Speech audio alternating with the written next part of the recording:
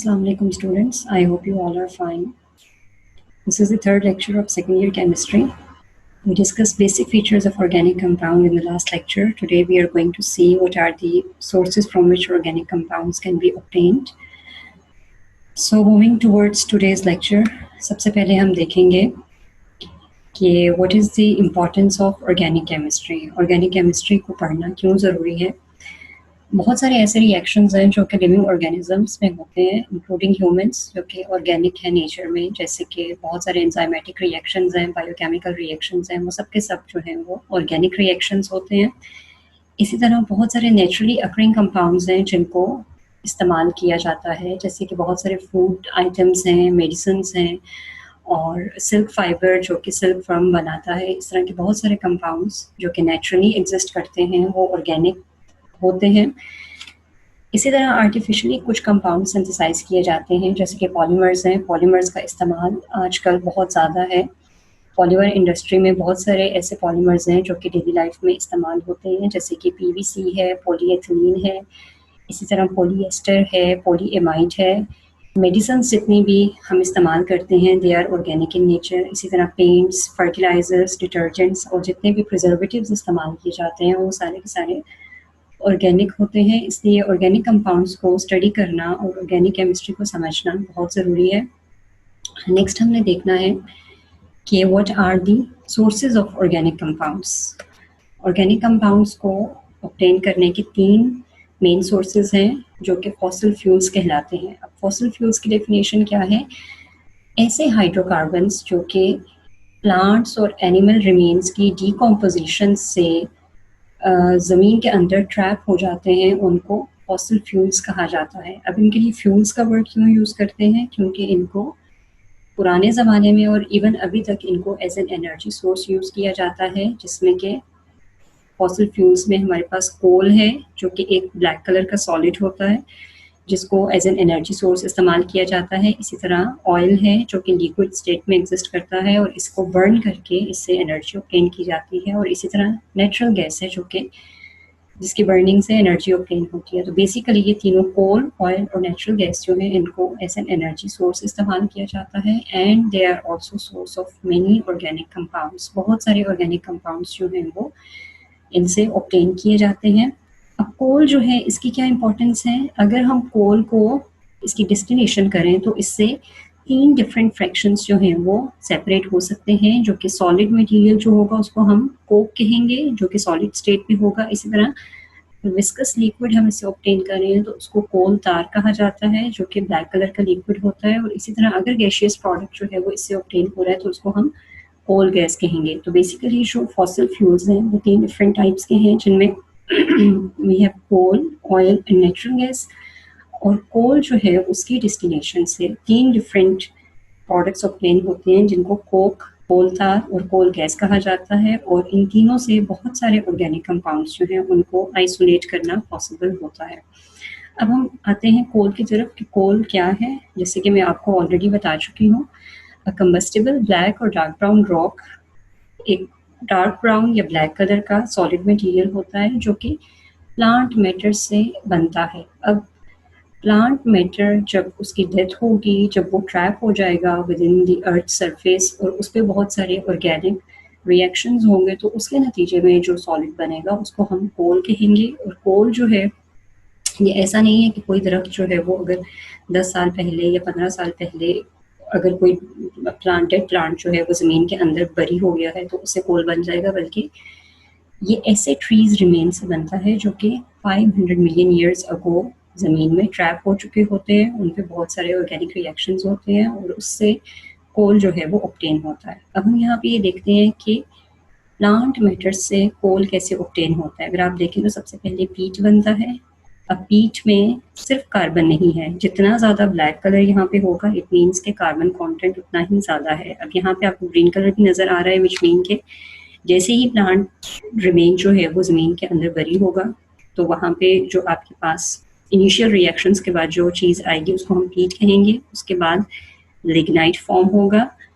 Lignite के बाद sub bituminous coal, then bituminous coal and then anthracite जो कि कोल की प्योर फॉर्म है. अब अगर आप इन डायग्राम्स को देखें तो यहाँ पे ब्लैक कलर जो है वो ग्रेजुअली इंक्रीज हो रहा है, विच मीन्स कि जैसे जैसे कोल बनता जाएगा उसमें बाकी जो एलिमेंट्स हैं जैसे हाइड्रोजन, नाइट्रोजन, ऑक्सीजन है, ये सब के सब जो है रिलीज होते जाएंगे और प्योर कार्बन जो है वो एंथ्रासाइट या कोल में बाकी रहेगा। इसके बाद है कोल की इम्पोर्टेंस। जैसे कि मैं आपको ऑलरेडी बता चुकी हूँ कि कोल जो है अगर हम उसकी डिस्टिलेशन करें तो उससे कोक, कोल तार और कोल गैस जो है वो ऑब्टेन होते हैं। कोल तार जो है वो इट इज़ अ लिक्विड जिससे बहुत सारे ऑर्गेनिक कंपाउंड्स जो हैं उनको ऑब्टेन किया जा सकता है on the carrying out fractional distillation. Fractional distillation किसको कहते हैं ये हमने नेक्स्ट स्लाइड में डिस्कस करना है। कोल को अगर हम हीट करें in the absence of air, absence of air means कि वहाँ पे ऑक्सीजन नहीं होनी चाहिए। ऑक्सीजन के एब्सेंस में हमने कंपाउंड को हीट करना है at a temperature of 500 to 1000 degree centigrade. तो आपके पास जो सॉलिड कोक है, जो कोल है वो कन्वर्ट हो जाएगा सॉलिड कोक में, लिक्विड कोल तार में और कोल गैस में। अब यहाँ पे जो कोल तार ऑब्टेन होगा इसकी हम फ्रैक्शनल डिस्टिलेशन करेंगे ताकि इससे डिफरेंट ऑर्गेनिक कंपाउंड्स को आइसोलेट किया जा सके। अब फ्रैक्शनल डिस्टिलेशन क्या है? फ्रैक्शनल डिस्टिलेशन में कोई भी मिक्सचर जो है उसके कंपोनेंट्स को सेपरेट किया जाता है और सेपरेट करने के लिए जो टूल हम इस्तेमाल करते हैं, जो प्रिंसिपल इस्तेमाल होता है वो है बॉइलिंग पॉइंट। आपके पास अगर किसी भी मिक्सचर में डिफरेंट कंपोनेंट्स हैं, जैसे कि आप इस डायग्राम में देख सकते हैं 150, 200, 300, 370, तो इन सब का बॉइलिंग पॉइंट जो है वो डिफरेंट होगा। अब बॉइलिंग पॉइंट डिफरेंट होने की वजह से जब आप कंपाउंड को हीट करेंगे तो 150 टेम्परेचर पर पहुंचकर एक कंपोनेंट बॉयल हो जाएगा, उसके वेपर्स बन जाएंगे। उसके वेपर्स को आपने कंडेंस कर लेना है लिक्विड स्टेट में। उसके बाद फर्दर जब तक टेम्परेचर 150 पे रहेगा तब तक सिर्फ ये गैसोलीन वाला जो कंपोनेंट है ये ही आइसोलेट होगा, बाकी कंपोनेंट्स आइसोलेट नहीं होंगे। उसके बाद जब हम टेम्परेचर को मज़ीद इंक्रीज करेंगे तो केरोसिन जो है वो आइसोलेट होगा, उसका बॉइलिंग पॉइंट आ जाएगा, विच मीन्स के केरोसिन जो है वो वेपर्स में कन्वर्ट होके इसको कंडेंस करके हम लिक्विड स्टेट में कलेक्ट कर लेंगे। देन फर्दर हीटिंग से 300 डिग्री सेंटीग्रेड पे डीजल ऑयल जो है उसका बॉइलिंग पॉइंट आ जाएगा। 300 डिग्री सेंटीग्रेड पे डीजल ऑयल आइसोलेट होगा और 370 पे फ्यूल ऑयल जो है वो सेपरेट हो जाएगा। तो फ्रैक्शनल डिस्टिलेशन जो है इसका फ़ायदा क्या होता है कि सिंपली हीटिंग से हम किसी भी मिक्सचर के डिफरेंट कंपोनेंट्स को आइसोलेट कर सकते हैं on the basis of difference in their boiling point. अगर बॉइलिंग पॉइंट कंपोनेंट्स का डिफरेंट है तो उनको हम बहुत आसानी से फ्रैक्शनल डिस्टिलेशन की मदद से आइसोलेट कर सकते हैं। और कोल तार जो है उसके जब हम फ्रैक्शनल डिस्टिलेशन करते हैं तो उससे बहुत सारे डिफरेंट ऑर्गेनिक कंपाउंड्स जो हैं वो ऑब्टेन होते हैं। इसके बाद नेक्स्ट जो है नेचुरल गैस। नेचुरल गैस आपको पता है जो यूजुअली घरों में गैस इस्तेमाल की जाती है वो दैट इज़ नेचुरल गैस। और नेचुरल गैस जो है इसमें मेनली मीथेन होता है और बाकी कुछ और कंपोनेंट्स जो हैं वो एग्जिस्ट करते हैं और चीप होने की वजह से इसको पाकिस्तान में एज मेन इंडस्ट्रियल और डोमेस्टिक फ्यूल इस्तेमाल किया जाता है। अब अगर आप इस पाई चार्ट में देखें तो मीथेन जो है वो that makes up about 70 to 90% of natural gas और बाकी जो कंपोनेंट्स हैं दे आर ओनली 10 to 30%, जिसमें कार्बन डाइऑक्साइड हो सकती है, ऑक्सीजन, नाइट्रोजन, हाइड्रोजन सल्फाइड या डिफरेंट कंपोनेंट हो सकते हैं, लेकिन जो मेन कंपोनेंट है नेचुरल गैस का वो मीथेन है। Third one is petroleum oil. जो फॉसिल फ्यूल आपके पास ऑब्टेन होता है in the liquid state, rocks के अंदर फॉर्म होता है, उसको हम simply oil, mineral oil, rock oil या पेट्रोलियम कहा जाता है। अब जब तक ऑयल जो है, जैसे ही हमने रॉक से, किसी भी रॉक से ऑयल को आइसोलेट किया तो वो जो अनरिफाइंड फॉर्म है उसको हम ऑयल कहेंगे, रॉक ऑयल कहेंगे या मिनरल ऑयल कहेंगे। लेकिन अगर हम उसको रिफाइन कर देते हैं तो जो ऑयल है वो पेट्रोलियम कहलाएगा। अब अनरिफाइंड और रिफाइंड में क्या डिफरेंस है? अनरिफाइंड मीन्स कोई ऐसी चीज़ जिसको आपने प्योरीफाई ना किया हो, और रिफाइंड मीन्स ऐसी चीज़, ऐसा कंपोनेंट, ऐसा सब्सटेंस जिसको आपने प्योरीफाई किया हो। और जब ऑयल को आप प्योरीफाई करेंगे तो जो कंपाउंड ऑब्टेन होगा, जो सब्सटेंस ऑब्टेन होगा, उसको हम पेट्रोलियम कहेंगे।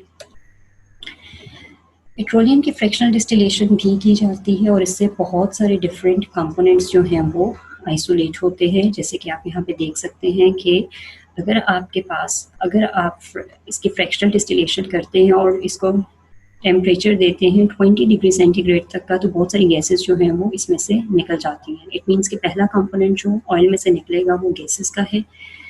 और यहाँ पे इनके साथ में इस टेबल में इनके यूजेस भी गिवन है कि डिफरेंट कंपोनेंट्स जो हैं वो कहाँ पर इस्तेमाल होंगे। इसके बाद अगर आप 70 डिग्री सेंटीग्रेड तक हीट करते हैं तो जो कंपोनेंट सेपरेट होगा उसको हम नेफ्ता कहते हैं, और नेफ्ता बहुत सारे पेट्रोकेमिकल प्रोडक्ट्स बनाने में इस्तेमाल होता है। अब पेट्रोलियम की फ्रैक्शनल डिस्टिलेशन से जो मोस्ट इम्पॉर्टेंट कंपोनेंट ऑब्टेन होता है वो गैसोलीन है, जो कि अबाउट 120 डिग्री सेल्सियस पे आइसोलेट होगा, और इसमें नंबर ऑफ कार्बन एटम्स जो हैं वो C5 से लेकर C14 तक हैं, और ये सबसे ज़्यादा फ्यूल के तौर पे इस्तेमाल होता है। ऑटोमोटिव इंडस्ट्री में सबसे ज़्यादा जो कंपोनेंट एज ए फ्यूल इस्तेमाल किया जाता है वो गैसोलीन है, इसलिए इस लेक्चर में ज़्यादा गैसोलीन पे हमने फोकस करना है। इसके बाद 170 डिग्री सेल्सियस पे जो कंपोनेंट सेपरेट होगा वो केरोसिन है। 270 डिग्री सेल्सियस पे जो कंपोनेंट सेपरेट होगा दे आर डिफरेंट लुब्रिकेंट्स, जैसे कि वैक्सेस हैं, पॉलिशेस हैं। और इसके बाद 600 डिग्री सेंटीग्रेड पे जो कंपोनेंट सेपरेट होगा वो उसमें हेवी फ्यूल ऑयल्स आ जाते हैं, जो कि शिप्स और इस तरह के हेवी ऑटोमोटिव्स को चलाने के लिए इस्तेमाल होते हैं।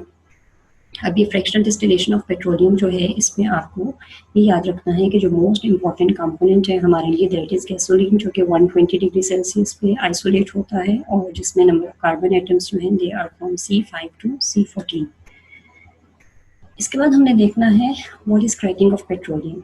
Cracking of petroleum is a process जिसमें कोई भी बड़ा मॉलिक्यूल जो है उसको ब्रेक करके बहुत सारे स्मॉल मॉलिक्यूल्स बनाए जाते हैं, जैसे कि आप यहाँ पे देख सकते हैं कि डेकेन का मॉलिक्यूल है जो कि जिसमें 10 कार्बन एटम्स हैं। अगर हम इसकी क्रैकिंग करें तो इससे 2 स्मॉल मॉलिक्यूल्स बनेंगे, जिसमें one molecule has 7 carbon atoms and the other one has 3 carbon atoms। तो ये जो प्रोसेस है कि एक लार्ज मॉलिक्यूल लेकर उसको अगर हम ब्रेक करें और उससे स्मॉल मॉलिक्यूल्स बनाएं तो इस प्रोसेस को क्रैकिंग कहा जाता है।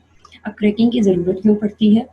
जैसे कि हमने देखा है कि गैसोलीन जो है वो सबसे ज़्यादा इम्पॉर्टेंट फ्रैक्शन है जो कि पेट्रोलियम से ऑब्टेन होता है, लेकिन जब हम फ्रैक्शनल डिस्टिलेशन करते हैं तो उससे बहुत सारे हायर कंपोनेंट्स भी ऑब्टेन होते हैं, जैसे कि केरोसिन है जिसमें नंबर ऑफ कार्बन एटम्स जो हैं वो ज़्यादा होते हैं। तो इससे क्रैकिंग से हम क्या करते हैं कि जो हायर कंपोनेंट है जिसमें नंबर ऑफ कार्बन एटम ज़्यादा हैं उनकी क्रैकिंग करके हम उसको गैसोलीन में कन्वर्ट करते हैं, ताकि हम अपनी रिक्वायरमेंट जो है वो उससे पूरी कर सकें।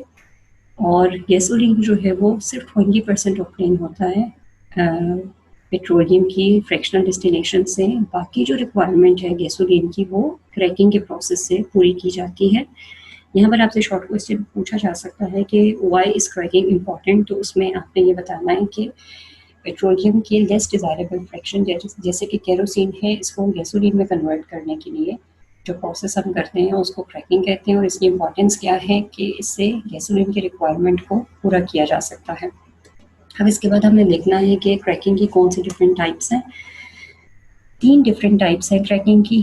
First one is thermal cracking, second one is catalytic cracking and the third one is steam cracking. अब यहाँ पे मैंने एक टेबल बना दिया है जिसमें आप इन तीनों के डिफरेंसेस जो है वो नोट कर सकते हैं। थर्मल क्रैकिंग में हम हाई टेम्परेचर देंगे, हाई प्रेशर देंगे, लेकिन कोई कैटलिस्ट इस्तेमाल नहीं किया जाता, और ये अनसैचुरेटेड हाइड्रोकार्बन्स के लिए यूज़ किया जाता है। कैटालिटिक क्रैकिंग जो है इसमें टेम्परेचर कंपैरेटिवली कम होता है, 500 डिग्री सेंटीग्रेड। इसी तरह प्रेशर भी कम होता है विच इज़ 2 एटमॉस्फेयर। और जो कैटलिस्ट हम यूज़ करते हैं वो एल्यूमिनियम और सिलिका का मिक्सचर है, और इसको बेटर क्वालिटी गैसोलीन ऑब्टेन करने के लिए कैटालिटिक क्रैकिंग जो है वो की जाती है। और थर्ड वन जो है वो स्टीम क्रैकिंग है, जिसमें टेम्परेचर जो है वो इंटरमीडिएट है विच इज़ 900 डिग्री सेल्सियस। अब इस प्रोसेस में होता क्या है कि जो हायर हाइड्रोकार्बन्स हैं उनको स्टीम के साथ मिक्स करके 900 डिग्री सेंटीग्रेड तक हीट किया जाता है, और फिर एकदम से कूलिंग करते हैं, जिसकी वजह से बहुत सारे जो लार्ज मॉलिक्यूल्स हैं वो क्लीव करके उनके carbon to carbon bonds break होते हैं और स्मॉल मॉलिक्यूल्स फॉर्म होते हैं, और ये लोअर अनसैचुरेटेड हाइड्रोकार्बन्स बनाने के लिए इस्तेमाल किया जाता है। स्टीम क्रैकिंग में भी कोई कैटलिस्ट इस्तेमाल नहीं होता। अब ये टाइप्स ऑफ क्रैकिंग जो है इसमें आपसे लॉन्ग क्वेश्चन पूछा जा सकता है, तो आप कोशिश करें कि तीनों जो टाइप्स हैं उनके डिफरेंसेस आपको पता हो, कि टेम्परेचर किसमें कितना होगा। ये चीज़ें मेंशन करना, एग्जाम में मेंशन करना ज़रूरी है, अदरवाइज़ आपको इसके कंप्लीट मार्क्स नहीं मिलेंगे।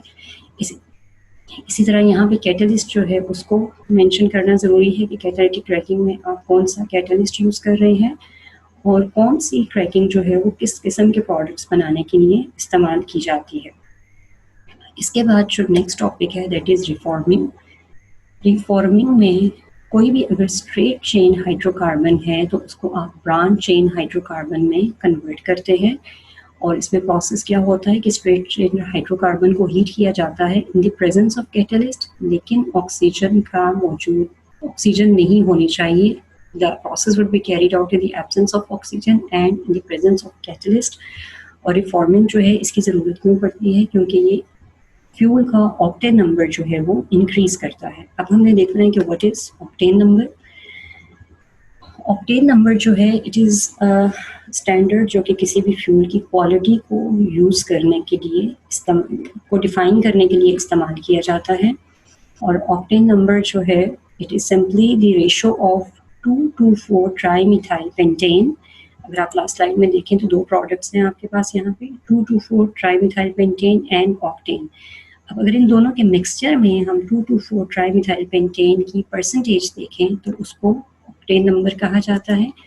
यूजुअली जितने भी स्ट्रेट चेन हाइड्रोकार्बन होंगे उनका ऑक्टेन नंबर कम होगा और उनकी फ्यूल क्वालिटी भी पुअर होगी, और जितनी ज़्यादा ब्रांचिंग होगी उस हाइड्रोकार्बन का ऑक्टेन नंबर उतना ही ज़्यादा होगा और उसकी फ्यूल क्वालिटी भी उतनी ही अच्छी होगी। अब 2,2,4 ट्राईमिथाइल पेंटेन जो है इसका ऑक्टेन नंबर 100 है, और अगर फ्यूल की क्वालिटी पुअर हो तो उससे क्या ड्रॉबैक है कि जब इंजन में उस फ्यूल को हम बर्न करेंगे तो उससे एक शार्प सा साउंड प्रोड्यूस होता है जिसको नॉकिंग कहा जाता है। तो नॉकिंग को कम करने के लिए फ्यूल का ऑक्टेन नंबर बढ़ाया जाता है, और ऑक्टेन नंबर जो है बढ़ाने के लिए रिफॉर्मिंग का प्रोसेस करते हैं। और रिफॉर्मिंग जो है it is used as an anti knocking tool. तो ये सारी चीज़ें जो हैं ये कनेक्टेड हैं कि क्रैकिंग क्या है, रिफॉर्मिंग क्या है, ऑक्टेन नंबर क्या है, और what is the quality of fuel. इसी तरह ट्राई इथाइल लेड जो है वो as an anti knocking agent fuel में ऐड किया जाता है, लेकिन इसकी बर्निंग से लेड ऑक्साइड प्रोड्यूस होता है जो कि एयर पोल्यूशन कॉज करता है, तो इसलिए इसका इस्तेमाल यूजुअली अवॉइड किया जाता है। यहाँ पे जो शॉर्ट क्वेश्चंस बन सकते हैं, डेफिनेशन आपसे पूछी जा सकती है क्रैकिंग की। इसी तरह क्रैकिंग क्यों की जाती है, रिफॉर्मिंग क्यों की जाती है, एंटी नॉकिंग एजेंट्स के नाम बताएं, या ऑक्टेन नंबर जो है उसको डिफाइन करें। तो ये सारी चीज़ें जो हैं ये आपको इन स्लाइड्स में मैंने डिस्कस कर दी हैं। इनको आपने एक असाइनमेंट के फॉर्म में, नोट्स के फॉर्म में ये सारे क्वेश्चंस जो हैं वो कंपाइल करके आपने अपनी असाइनमेंट जो है इसको कंप्लीट करना है। This is all for today's lecture. Next lecture जो है उसमें हम चैप्टर नंबर 7 को ही कंटिन्यू करेंगे।